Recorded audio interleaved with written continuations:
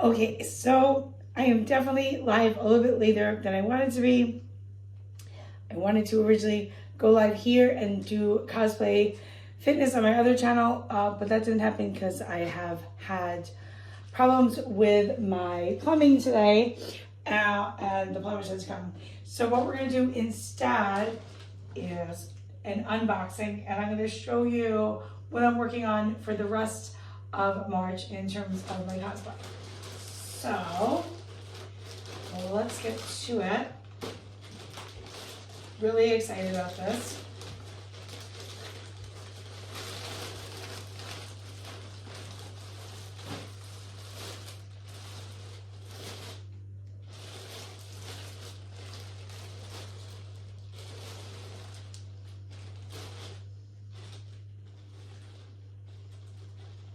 I got this on Depop. I get a lot on Depop because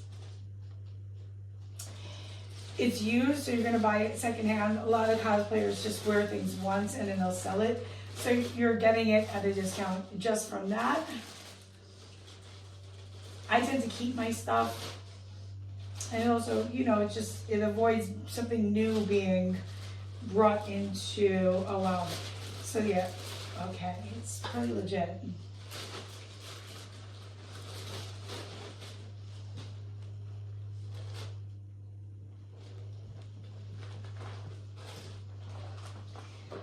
I don't think I'm gonna be able to try this on by myself. I'm gonna need a helper to get into that. There's no way this is getting on myself.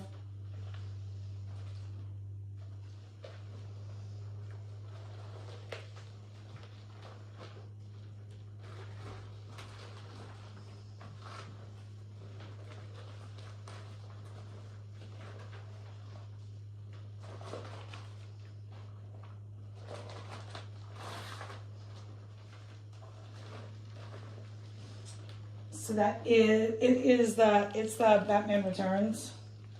The sizing looks perfect.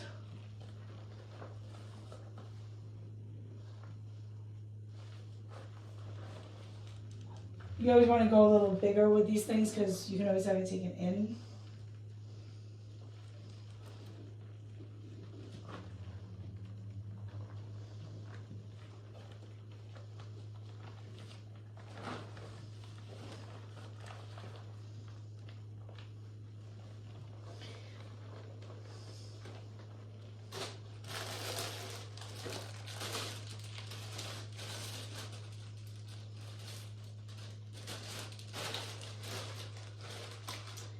It has the claws.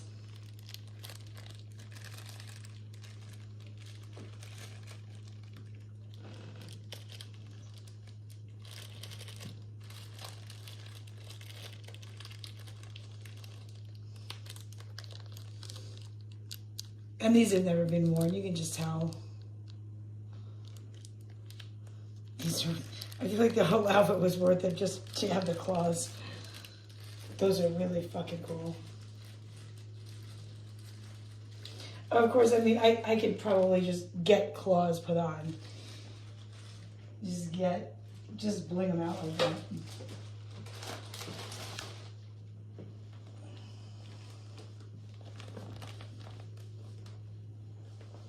Okay, that's the corset.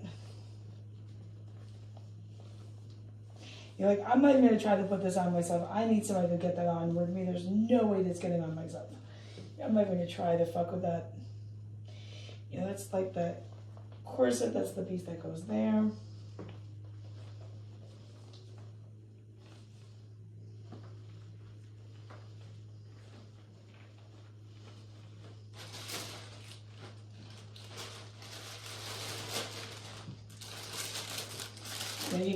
The wood never was even taken out. It looks like the gloves were never worn. Like the girl put this on, realized that the body of it didn't fit. I can tell that body is gonna fit. I might have to take it in, but I don't think it's gonna be too. The thing is, if it's too small, you can't do much with it. If it's too big, you can take it in.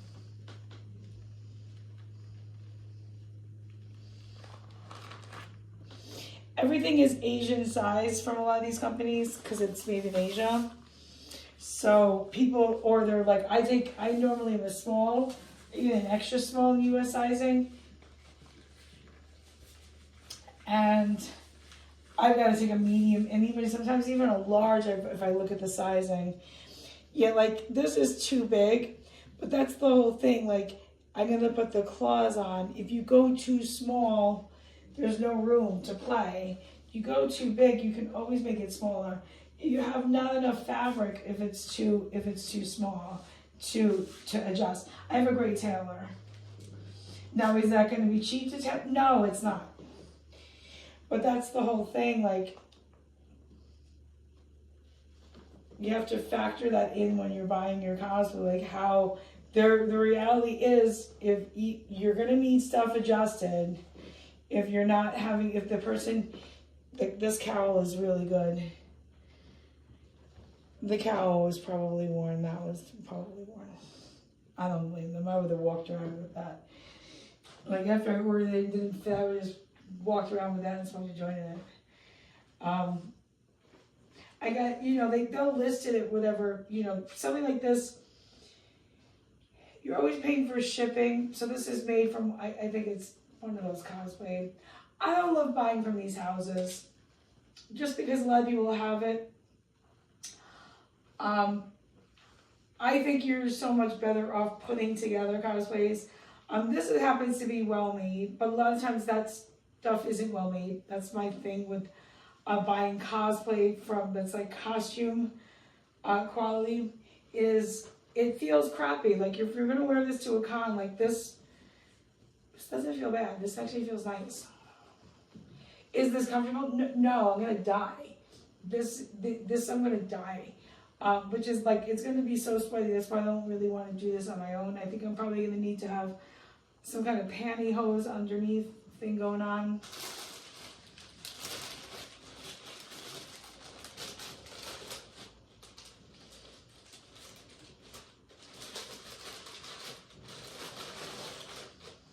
It's going to look great on.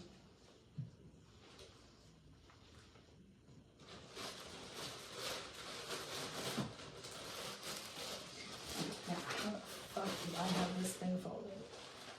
Let's investigate. Here.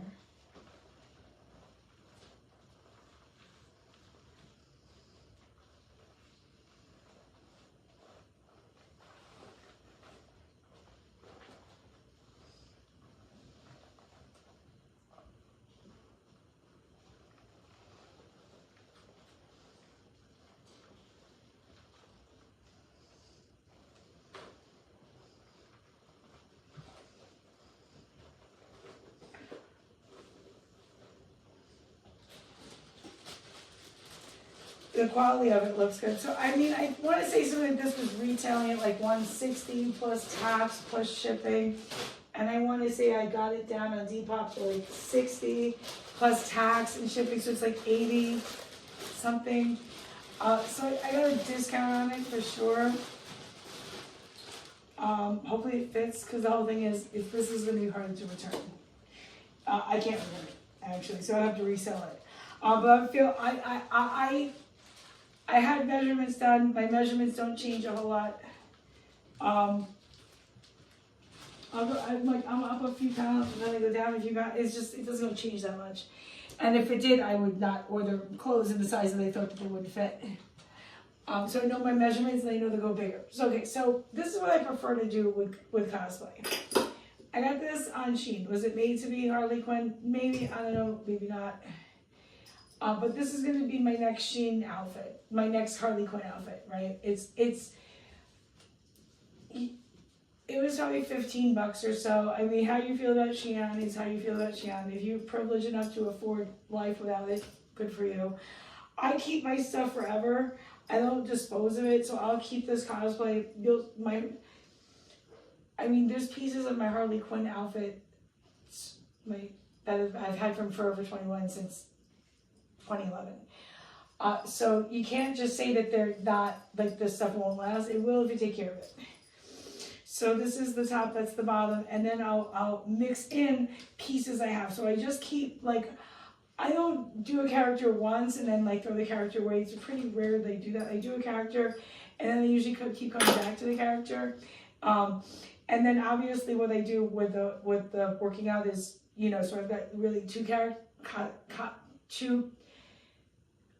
categories of cosplay, right? I'm gonna have probably more really. I'm gonna have cosplay I can work out in, and then I have cosplay that I can't work out in.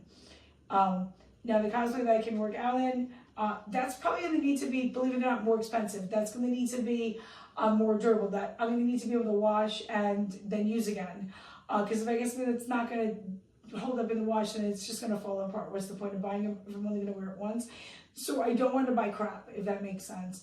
My thing with activewear sometimes is Lululemon and Aloe is made in China. So I don't, sometimes when people are like, don't buy from this place, is you really have no proof of which factories things are being made of. If you want to do the planet favor, consume shit less. Consume shit less. Pretty soon, I think in this country, if we have massive tariffs on things from China, we're probably going to be consuming shit a lot less. We're going to be not able to buy shit that we're used to being. I feel like Xi'an is going to figure out the way to bypass these tariffs. Anyway, I don't know. So that's, and then I'll put it together with fishnets. And some of my fishnets I had, if you buy good ones, they last forever. The Leg Avenue ones are good. Danskin ones are good. If you buy good stuff, but they've also, again, if you take good care of your stuff, it'll last forever. If you throw your stuff in the dryer, it heats up the fabric, right? So anything synthetic that you put in the dryer, it's going to heat up the fabric. What happens when you put plastic up to high heat? Well, it changes the shape, right? It melts. It becomes like gelatinous and it becomes liquid and you can reform it. So that's what's essentially happening. Your fabric, right, if it has polyester in it, which is most fabric, unless it's 100% cotton or 100% wool, most of the stuff that you're buying is going to have some form of synthetic plastic in it. And yes, anything that's synthetic is probably made from plastic, and that does mean it's coming from fossil fuels. So just do keep this in mind when you are buying new clothes from any company. No matter how much they greenwash it, it's plastic. If it's synthetic, if it's coming from a fossil fuel, even if it's coming from partially from recycled materials, brands love to do that to make you think that you're getting a better product that is somehow better for the earth. And I'm not going to say that it's better for the earth. You're still if you're going to consume more, thinking that it's better for the earth and that you have this carte blanche to consume, then I'm going to say that those recycled plastic things are probably not doing us much of a service in the long run. So just keep that in mind, like you're consuming a lot, you're consuming a lot. Doesn't matter where you're consuming from. We're all going to hell in a handbasket pretty soon if we all consume a lot. So I try to keep my things. Sometimes I find like if I buy, say, $150 workout leggings, and I get my period in them, the same thing happens then than if I bought $25 leggings from Forever 21. So just food for thought, you know, like if you're paying for a name, you're paying for a name. If you got it like that, you got it like that. I don't got it like that. I'm probably too busy spending way too much money on cosplay. Speaking of which, we're doing press. So I'm learning how to style wigs. I'm not saying I'm good at this, but I styled this one. It was like this very straight bob thing, and I did a video of me doing it, so I will absolutely make a tutorial of it, but it's just a lot of hairspray and time. I'll have to floof it up. But shout out, I get most of my wigs and my wig products just from the beauty supply stores. I particularly like Fuel Beauty Supply, and they're like the quote unquote the black. Most of the patrons in there, I don't think they're black owned, so I don't want to mistakenly call them like a black business, because I think they're targeted for black people, but I'm not quite sure that if they're owned, they feel like they're owned by Asian people. So that is definitely not a black owned business. It would absolutely be an Asian owned business. So it's definitely a New York City, like a locally owned business. I will say that. But I don't know. I'm not gonna. I don't know if I want to quote some of those beauty sources black owned. There's a difference. I do think there are a few in Brooklyn, of course, a few black owned beauty spicers. So you should look into it because I have seen them. I haven't walked into them, but I've seen them like around like the Cobble Hill kind of Fort Greene area. So that I got from there. I went through the store and I think I got this wig on sale for like $30. I have found, this is my thing about why those wigs, right, will be a little bit easier to wear than cosplay wigs. I bought cosplay wigs, so it's not just the price, because you can buy wigs at different prices at all different stores. So I can walk into the beauty place floor when this is a synthetic wig, right? And this synthetic wig, maybe its retail is at 50, and they might sell it at like 40 or 30 or whatever it is. But in that store, there's also going to be different levels of synthetic, different ways that they did it, different lengths are going to be different money, different heat. But then the human hair, they do carry human hair. The human hair wigs get very expensive.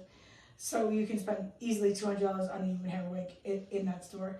I imagine like the human hair wigs that say like a Beyonce or a Dolly Parton wearing Rihanna, those kind of pop stars, they're wearing $500, $600, $2,000 wigs. Do you know what I'm saying? Like they're, you know, these massively styled wigs. But the thing is like with the cosplay world, a lot of people, there's like little businesses set up. So styling wigs are really, like, if you're gonna learn how to, if you want to really learn how to do it, you're gonna have to learn how to style it yourself. Cosplay wigs are made for cosplay, and cosplay, by definition, is very theatrical, right? It's very showy. It's not meant to look real. It's meant to look hyper real. The problem with that with wigs is it's not just the price point. The wigs are made with a lot of hair. This presents two problems in my eyes when you're dealing with the wigs.